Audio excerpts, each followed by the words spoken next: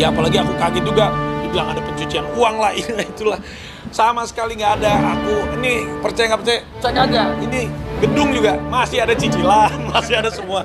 Jadi ya mungkin karena sekarang lagi tahunnya politik dan juga ya aku nggak ngerti lah. Sebenarnya aku bukan politikus dan aku juga ya mungkin karena aku mensupport salah satu paslon, ya ada yang suka atau ada yang nggak suka, tapi intinya aku jelaskan bahwa itu tidak benar dan Rans aku sendiri.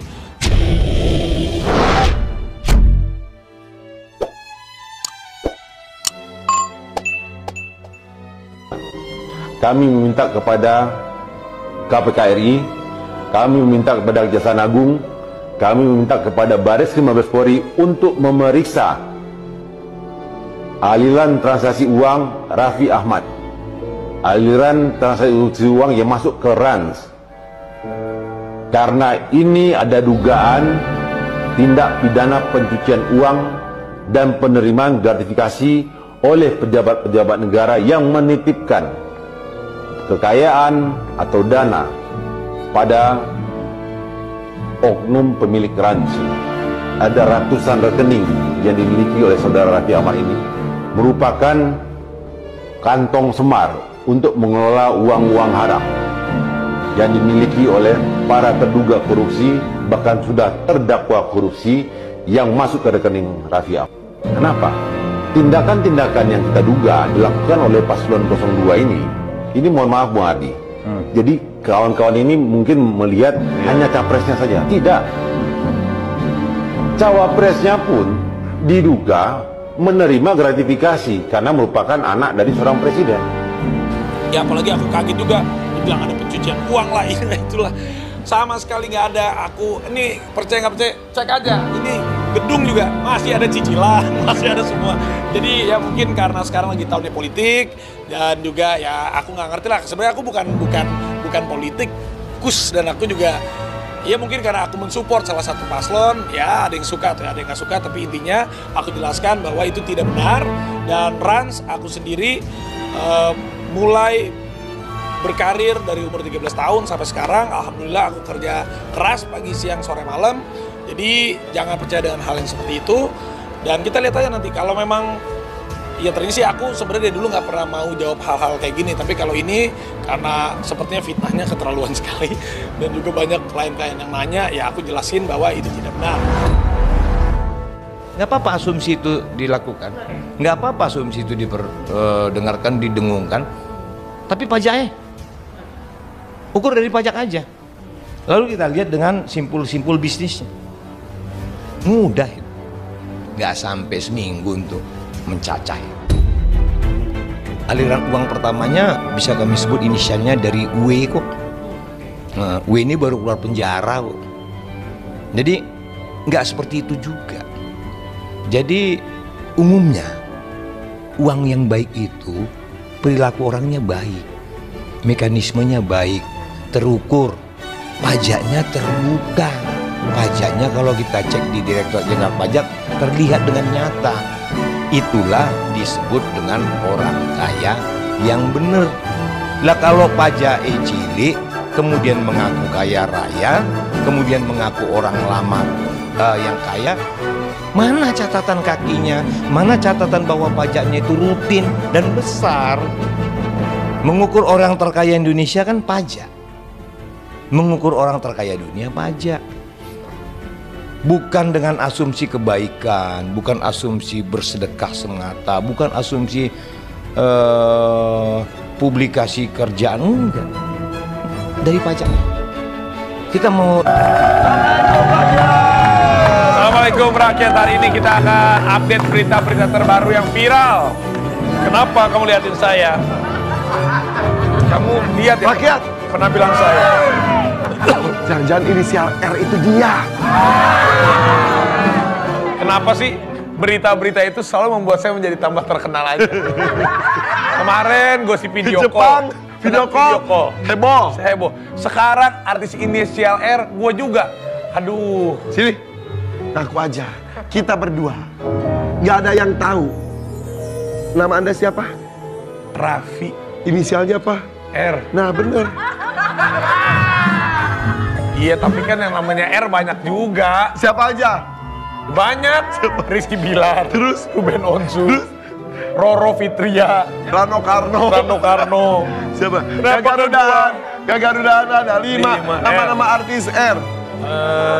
Rizal Gibran, Roma Irama, Rio Dewanto, Ruru Tobing, Rosiana dulu, Rosiana Silalahi. Itu dia. Tapi kenapa mungkin di antara inisial R yang paling kaya adalah Raffi Ahmad? Kalau itu sih ya nggak usah ditanya ya. Oke. Ya gua nggak tahu. Dari mana sumber kekayaanmu? Ya. Kalau saya emang syuting. Saya juga syuting kok nggak kaya-kaya. Berarti kamu belum pinter mengelola duitnya, belum berbisnisnya kamu belum pintar. Jadi syuting iya, bisnis iya. Ya seperti Rans Entertainment, tahu sendiri dong Rans Entertainment. Tuh, valuasinya udah berapa? Iya, udah triliun lah, gimana dong? Okay. Siapa yang menyokong Anda di balik itu semuanya? Ya sendiri, kerja keras. Kalau aku memang perusahaannya udah insya Allah doain nih abis pemilu nanti mau go public. Sekarang udah semi, ibaratnya udah pre-IPO. Jadi uang yang aku dapetin ya bener-bener aku dari syuting-syuting sama jual saham aku kurang lebih udah hampir 15% lah udah aku lepas ke strategic partner. Sombong kamu. Ya sorry ya, kita sih udah hebat. Tapi, aduh Bibi, rakyat. Nasruah, dia kok nggak panik ya? Ya nggak panik lah. Kenapa? Ya gini gara-garanya sebenarnya. Aku sih sebenarnya apa yang mencoba untuk menelaah aja kenapa digosipinnya ke aku. Emang bener aku punya kawan aku. Iya. Jeremy itu katanya ada di berita juga udah rame sih. Ada berkeluarganya dengan betul. Rafael. Jadi Jeremy itu bekerja di Rans tuh ngurusin basketballnya aku tuh. Dan Jeremy itu adalah jadi presiden klubnya basket aku. Dan juga dia tuh manajer basket timnas loh. Dia anaknya berprestasi. Oke. Jeremy itu adalah dia punya istri. Istrinya itu anaknya Rafael. Tapi aku memang sama sekali tidak mengenal. Aku tuh kenal sama Rafael yang Pak Rafael itu Om Rafael atau Pak Rafael. Aku nggak kenal, jadi bingung loh kenapa disangkut pautin sama gua. Tapi Jeremy menantu berarti ya. Betul. Pak Rafael emang kerja di Rans. Jadi gara-gara berita itu semua teman-teman, semua klien, semua partner, semua investor pada nelponin gua. Bro, lu bener nggak terlibat kan? Ya enggak lah bro, santai aja, kalem, gue juga nggak gimana-gimana, kenal aja enggak, tapi gue jelasin. Pada kepo partner gue pernah nanya gitu nggak? Ya. Gue mah nanyanya di Enggak, lu nggak nanya, lu kan nyinyir sama gue, lu bener begini, beda. Tapi tenang. Jadi contoh Bang Hotman nelpon gue. Jadi waktu jam 1 subuh telepon, Bang Hotman bilang, Raf, kenapa ini kan berarti pencemaran nama baik. Rafael. Raffi. Oh. Raffi, kenapa? Kata Bang Hotman, dia tuh nelpon jam 1. Gue jelasin aja Bang, aku nggak tahu nih beritanya kenapa begini. Ya aku sih kan memang orangnya nggak pernah klarifikasi begitu-begitu.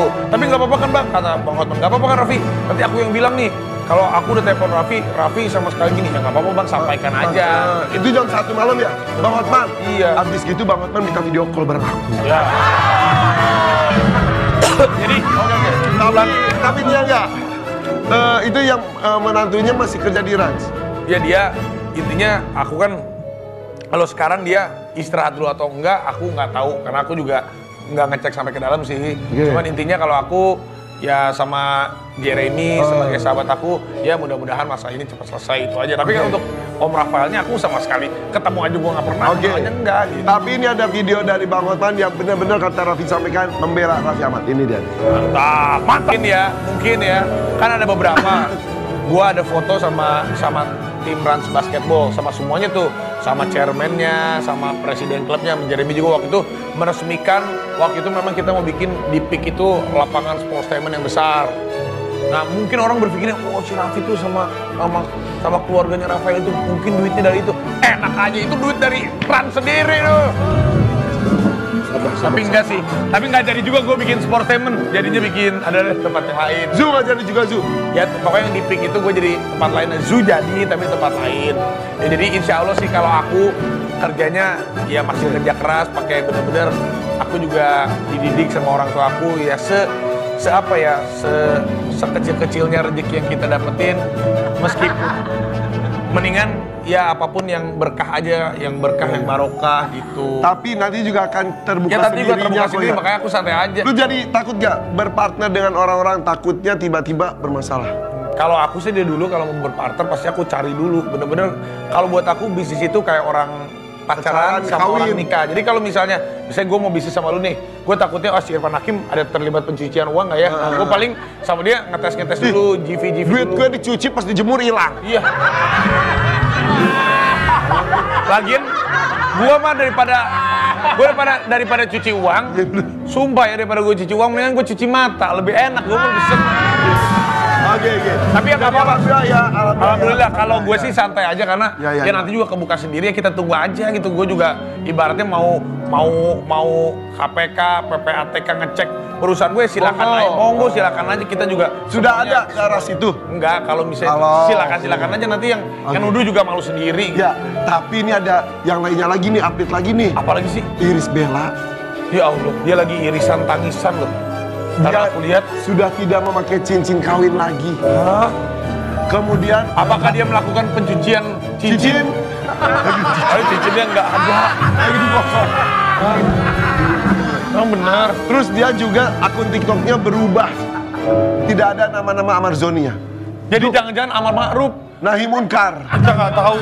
Yuk, kita lihat yuk. Ini dia tayangannya. Tidak hanya Iris Bella, Ya. lagi heboh juga sebetulnya tuh Ria Ricis. Katanya dia pergi ke Singapura berduaan sama anaknya aja dan juga tidak memakai cincin kawin. Nah sama. Gue juga nggak pakai. Gue juga nggak pakai. Kalau berarti kalau gue pergi nih sama Rafathar berdua aja ke Singapura pasti digosipin kali ya. Karena nggak pakai cincin. Si Raffi Ahmad udah nggak pakai cincin, pergi berdua sama Rafathar di rumah tangganya kalau gitu. Iya. Kalau lu nggak pakai kenapa? Ya bukan, gue kan sering syuting kan dulu kan. Lagian gue orangnya jorok banget. Jadi dari waktu itu, gue tuh pernah waktu awal-awal syuting, waktu awal-awal nikah kan gue di syuting sinetron. Jadi di sinetron itu belum kawin, buka copot. Gue bilang udah nih taruh di rumahnya dah. Gue bilang. Putus nyambung. Enggak, bukan. Akhirnya gue daripada hilang, gue taruh aja nih. Hilang juga. Hilang Gue beneran. tahu apa sekarang taruh di mana. Kalau gue cincin kawin gue nggak dipakai. Lu tanya dong, gue nanya lu nanya balik. Lalu kenapa sih cincinnya nggak dipakai? Ada deh. Tapi kalau gue mah buat gue karena kalau gue kegendutan. Bahkan kalau gue pakai tuh gue pusing. kenapa? Nggak tahu tuh pertanda. Gak beneran nggak. Kalau Mungkin karena kegendutan ini ada yang kejepit. Kalau gue bilang sama istri gue, sayang, cincin itu bukan berarti tandanya di sini, yang penting di hati. Oh my god, di situ. Iya, jadi cincinnya nikah tuh udah di hati kita, udah sama-sama. Kok banyak cincinnya? Pi?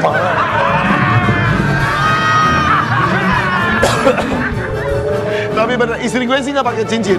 Iya, Gigi pakai.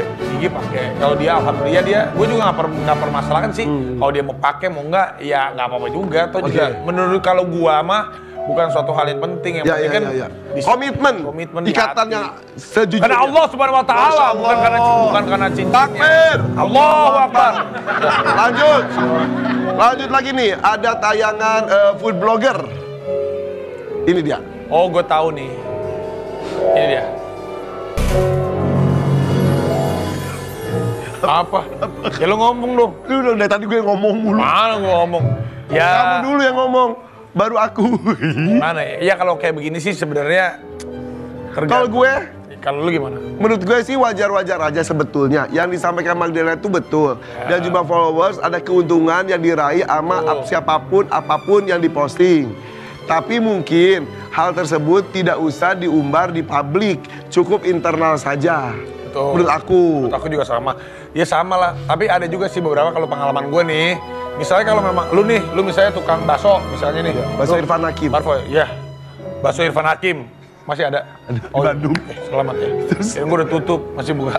Jadi ceritanya kalau misalnya gue diundang sama lu, misalnya gue diundang nih, Arafi boleh dateng nggak? Oh, tolong dong promoin ini aku. Ya kan itu kan secara undangan. Tapi kalau misalnya aku ujuk-ujuk datang gitu misalnya, Pak, nih saya mau apa? Saya mau review makanan Bapak saya mau review ya. ya makanan Bapak ya. Tapi ini gratis gini juga.